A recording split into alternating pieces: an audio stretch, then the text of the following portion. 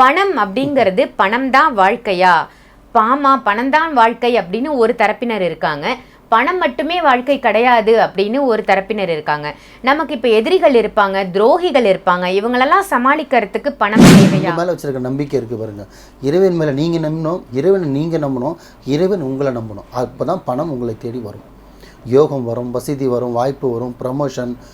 என்ன ஒரு ரேஞ்சில் நீங்கள் எந்த லெவலில் நீங்கள் பாலிடிக்ஸில் இருக்கீங்களோ, சினிமாவில் இருக்கீங்களோ, எதுவாக இருந்தாலும் சரி, எந்த கேட்டகரியிலேருந்து என்ன பண்ணணும், கடைசியில் வந்து நிற்கிறது கையில் என்ன பணம். நம்ம ஒருத்தர் நம்மளுக்கு சாப்பிட உட்காரும்போது சாப்பாடு இல்லைன்ட்டா டப்புன்னு போய் வாங்கிக்கணும்னு சொல்லாமல் நம்ம சாப்பாடில் பாதி வேறு சாப்பாடு எடுத்தவனுக்கு கொடுத்து சாப்பிட்டோன்னு வச்சுங்களேன், மீதி வயிறாக தன்னாலே ரொம்பிடும்.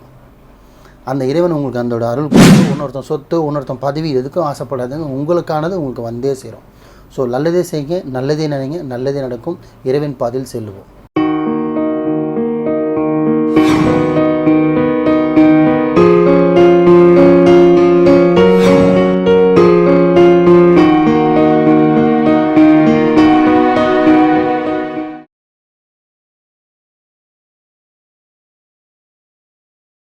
நேயர்கள் அனைவருக்கும் அன்பான வணக்கங்கள். இன்னைக்கு நம்ம யாரை சந்திக்க வந்திருக்கோம் அப்படின்னு பார்த்தீங்கன்னா, மாலிக் குருஜி அவர்களை தான் சந்திக்க வந்திருக்கோம். வணக்கம் குருஜி. வணக்கம். தினம் தினம் அற்புதமான மோட்டிவேஷ்னல் பதிவுகளை வந்து நம்ம கொடுத்துட்ருக்கோம். மக்கள் வந்து ஒரு உத்வேகமாக இருக்கணும், எதுலேயும் துவண்டக்கூடாது அப்படின்னு நிறைய பதிவுகள் நீங்கள் கொடுத்துட்டு வரீங்க. அந்த வகையில் இன்னைக்கான தலைப்பு என்ன அப்படின்னு பார்த்தீங்கன்னா, அதற்கு முன்பு வந்து நம்ம மக்களுக்கு வந்து எதனால் இந்த பதிவுகள் கொடுக்குறோம், நம்ம எல்லாருமே நிச்சயமாக இறைவன் பாதையில் செல்லணும், இறைவனை நாடி செல்லணும் அப்படிங்கிறதுக்காக தான் இந்த மாதிரியான பதிவுகள் எல்லாம் கொடுத்துட்ருக்கோம். அதை முதல்ல நான் தெரிவிச்சுக்கிறேன். இப்போ இன்னைக்கான தலைப்பு என்ன அப்படின்னு பார்த்தீங்கன்னா, பணம் அப்படிங்கிறது பணம் தான் வாழ்க்கையா, பணம் தான் வாழ்க்கை அப்படின்னு ஒரு தரப்பினர் இருக்காங்க. பணம் மட்டுமே வாழ்க்கை கிடையாது அப்படின்னு ஒரு தரப்பினர் இருக்காங்க. நமக்கு இப்ப எதிரிகள் இருப்பாங்க, துரோகிகள் இருப்பாங்க. இவங்களெல்லாம் சமாளிக்கிறதுக்கு பணம் தேவையா, பணம் தான் வாழ்க்கையா அப்படின்ற ஒரு கருத்து வந்து எல்லா மக்கள்கிட்டையும் நிலவிட்டு இருக்கு இல்லையா? ஸோ பணம்ன்றது எந்த அளவுக்கு ஒவ்வொரு மனிதனுக்கும் முக்கியம், நம்மளுடைய எதிரிகளுக்கும் துரோகிகளுக்கும் பதிலடி கொடுப்பதற்கு இந்த பணம்ன்றது முக்கியம்தானா அப்படின்னு உங்களுடைய கருத்து என்னன்னு சொல்லுங்க குருஜி. நல்ல விஷயம் கேட்டீங்கம்மா. ஏன்னா இந்த உலகத்தில் வாழ்கிறது பார்த்திங்கன்னா, ஒரு பழமொழியை சொல்லுவாங்க, பணம் 10 செய்யும் அப்படின்னு சொல்லுவாங்க. பணம் 10 செய்யும்னு சொல்லுவாங்க. இது வந்து ஒரு டைலாக், இது வந்து ஒரு வசனம்னு சொல்லலாம். ஆனால் பணம் வாழ்க்கைக்கு வேணுமா வேணாவா, முக்கியமா இல்லையா அப்படின்னா 100க்கு 100% பணம் வாழ்க்கைக்கு முக்கியம். பணம் வந்து அதே மாதிரி பணம் வந்து பார்த்திங்கன்னா எல்லாருக்குமே பணம் சேர்ந்துடாது. எப்படி கஷ்டப்பட்டு சம்பாரிச்சா மட்டும் பணம் வந்துடாது. என்ன சொல்கிறது, கோடீஸ்வரனை பிறந்தால் மட்டும் அந்த படத்தில் வந்துட முடியும். அந்த யோகம் அவனுக்கு இருக்கணும். ஒரு கோடீஸ்வரன் வயிற்றில் பிறந்தால் தான் கோடீஸ்வரனை வாழ முடியும். ஒரு லட்சாதிபதி வயிற்றில் பிறந்தால் தான் அந்த இடத்துல வாழ முடியும். ஸோ நம்மளோட பிறப்பு எங்கே இருக்குதோ அதுதான் யோகம். பிறக்கும் போதே யோகம் வர்றது. ஆனால் சில பேருக்கு வந்து பார்த்திங்கன்னா பிறந்து வளர்ந்து அதுக்கப்புறம் படிப்படியாக வாழ்க்கையில் முன்னேறி ஒரு ஸ்டேஜில் வந்து நிற்பாங்க. அது ஒரு யோகம். பட் இது வந்து பார்த்திங்கன்னா அது வந்து பிறக்கும்போதே நம்மளுக்கு உலகத்தில் நம்மளுக்கு இறைவன் நம்மளுக்கு கொடுத்தது. இது வந்து ஒருவன் நம்ம வந்ததுக்கப்புறம் நம்ம வாழ்க்கையில் எப்படிலாம் நடந்துக்கணும், எப்படிலாம் நம்ம வாழ்ந்தோம், எப்படிலாம் இருக்கிறோம், அதை பார்த்து நம்மளுக்கு தெய்வம் நம்மளுக்கு கொடுக்குறது பொக்கிஷம்.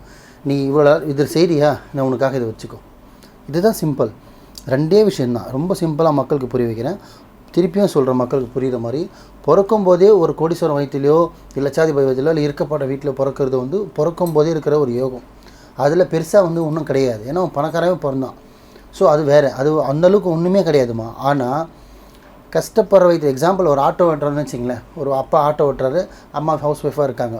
அந்த வயிற்றில் அந்த குடும்பத்துலேருந்து பிறந்து வளர்ந்து அவன் ஒரு கலெக்டராகியோ ஒரு சிவில் இன்ஜினியராகியோ ஒரு பைலட் ஆகிறதோ ஒரு ட்ரைனரிங் இன்ஜினியர் ஆகிறதோ இந்த மாதிரி ஒரு நல்ல ஒரு பொசிஷனுக்கு வந்து மாதம் 2 லட்ச ரூபா 5 லட்ச ரூபா சம்பாரித்து ஒரு ஃப்ளாட்டுக்கு 2 ஃப்ளாட் வாங்கி இந்த அளவுக்கு யோகாக்காரனாக அவனை உற்பத்தி பண்ணி அவனுக்குள்ளே ஒரு பாசிட்டிவ் வைப்பை கொடுத்து அவன் மேலே ஏறி வந்தால் பாருங்க, அதுதான் யோகம்.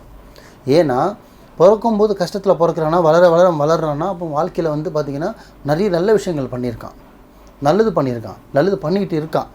ஸோ தெரிஞ்சு பண்ணுறானோ சில பேருக்கு தெரியாமல் பண்ணுறானோ நல்லது பண்ணுறான். அந்த நல்லது தான் அவனை வாழ வைக்கிது.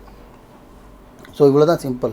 பணம் ரொம்ப வாழ்க்கைக்கு முக்கியமாக. ஆனால் அந்த பணத்தை வச்சுக்கிட்டு எப்படிலாம் நீங்கள் வாழ்கிறீங்க, எதனா நல்லது செய்கிறீங்க, அந்த பணத்தை வச்சு என்னென்ன கெட்டது பண்ணுறீங்க. ஏன்னா பணத்தை வச்சுட்டு வாழ்க்கையில் பாசிட்டிவான விஷயமும் செய்யலாம், பணத்தை வச்சுக்கிட்டு நெகட்டிவான விஷயமும் செய்யலாம். 2மே செய்யலாம். வாழவும் செய்யலாம், ஒருத்தனை அழிக்கவும் செய்யலாம். ஆனால் நம்ம அழிக்கிறதுன்ற வார்த்தைக்கே நம்ம வாழ்க்கையில் போகவே கூடாது. நம்ம முழுக்க முழுக்க வாழணும், நம்மளை சுற்றி இருக்கவங்கள வாழ வைக்கணும், நம்மளை நாடி வரவங்கள வாழ வைக்கணும் அப்படின்ற மனசில், எல்லாரோட மனசில் ஒரு ஆணித்தனமாக வந்துருச்சுனாலே அதுவே அவங்க சேர்த்து வைக்கிற ஒரு சொத்து. பணன்றது ஜஸ்ட் ஒரு பேப்பர்மா, கிழிச்சா கிழிஞ்சிரும், எரிச்சா எரிஞ்சிரும். ஆனால் நம்பிக்கைன்ற வார்த்தை இருக்குது பார்த்தீங்களா, இறைவன் உங்கள் மேலே வச்சுருக்க நம்பிக்கை இருக்குது பாருங்கள். இறைவன் மேலே நீங்கள் நம்பணும், இறைவனை நீங்கள் நம்பணும், இறைவன் உங்களை நம்பணும். அப்போ தான் பணம் உங்களை தேடி வரும், யோகம் வரும், வசதி வரும், வாய்ப்பு வரும், ப்ரமோஷன். என்ன ஒரு ரேஞ்சில் நீங்கள் எந்த லெவலில் நீங்கள் பாலிடிக்ஸில் இருக்கீங்களோ, சினிமாவில் இருக்கீங்களோ, எதுவாக இருந்தாலும் சரி, எந்த கேட்டகரியிலேருந்து என்ன பண்ணணும், கடைசியில் வந்து நிற்கிறது கையில் என்ன பணம் தான். எந்த போஸ்டிங்காக இருந்தாலும் சரி, எதுக்காக போகிறோம்? சினிமா எதுக்கு போகிறாங்க? சம்பாதிக்க போகிறாங்க. அரசியல் எதுக்கு போகிறாங்க? சம்பாதிக்க போகிறாங்க. இப்போ படிக்க எதுக்கு போகிறாங்க? சம்பாதிக்க தான் போகிறாங்க. ஸோ ஆல்வேஸ் கடைசியாக எங்கே ஒரு கட்டத்தை வந்து முடியுது பார்த்தீங்கன்னா பணம், மணின்ற விஷயம் தான் முடியுது. ஆனால் அந்த மணி உனக்கு வரணும், அந்த மணி உனக்கு வந்து சேரணும்னா அது நீ வாழ்க்கையில் நீ நடந்துக்கிறது பொறுத்து தான் இருக்குது.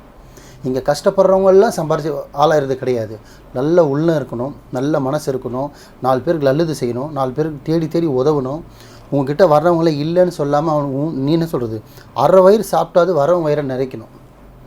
நம்ம ஒருத்தர் நம்மளுக்கு சாப்பிட உட்காரும்போது சாப்பாடு இல்லைன்ட்டா டப்புன்னு போய் வாங்கிக்கணும்னு சொல்லாமல் நம்ம சாப்பாடில் பாதி வயிறு சாப்பாடு எடுத்து அவனுக்கு கொடுத்து சாப்பிட்டோன்னு வச்சுங்களேன், மீதி வயிறாக தன்னாலே ரொம்பிடும். அந்த இறைவன் உங்களுக்கு அதோட அருள் கொடுத்துருவான்.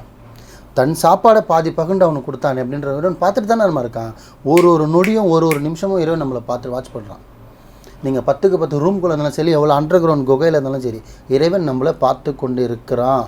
நீங்கள் செய்கிற நல்லது கெட்டதுக்கான பதில் தரணும், மாற்று கருத்தே இல்லை.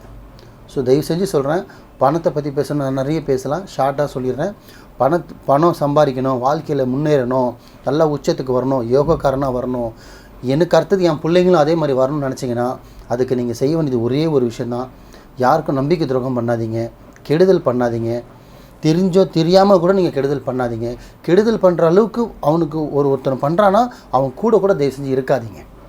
நீங்கள் பண்ணதான் தப்புன்னு இல்லை, நீங்கள் 4 பேருக்கு உதவிச்சா கூட தப்பு தான். நான் சொல்லுவாங்க இல்லையா, நான் திருடலை, நான் கூட தான் போனேன்னு, கூட போகிறதும் தப்பு தான்.